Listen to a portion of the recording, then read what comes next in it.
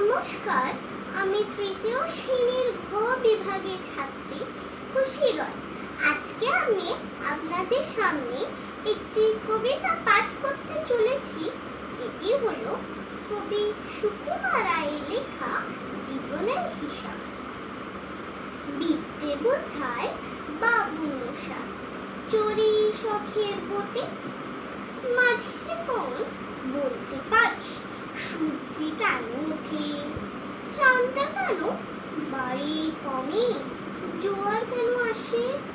বৃদ্ধ মাঝি অবাক হয়ে ফেল ফেলিয়ে হাসে। বাবু বলেন, সারা জনম মরলি রে তুই খাটি, জ্ঞান বিনা তোর জীবনটা যে চারি আনায় মাটি। খানিক বাদে কহেন, বলতো দেখি ভেবে, নদীর ধারা কেমনে আসে পাহাড় নেবে। বলতো কেন লবণ পোড়া সাগর ভরা পানি।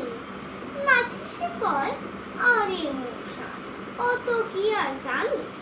বাবু বলে, এ বয়সে জানিস নেও তা কি, জীবনটা তোর নেহাত খেলো অষ্ট আনায় ফাঁকি। আবার ভেবে কহেন বাবা, বলতো রে বুড়ো, কেন এমন নীল দেখা যায় আকাশের ওই চূড়ো। বলতো দেখি সূর্য চাঁদের গ্রহণ লাগে কেন। বৃদ্ধ বলে, আমায় কেন লজ্জা দিচ্ছেন হেন। বাবু বলে, বলবো কি আর, বলবো তোরে কিতা, দেখছি এখন জীবনটা তোর 12 আনায় বৃথা। খানিক বাদে ঝড় উঠেছে, ঢেউ উঠেছে ফুলে। বাবু দেখে নৌকা খানি ডুবলো বুঝি ডুবে। মাঝি রে কন, এ কি আপদ, ওরে ভাই মাঝি, ডুবলো নাকি নৌকা এবার। নৌকা নাকি আছি।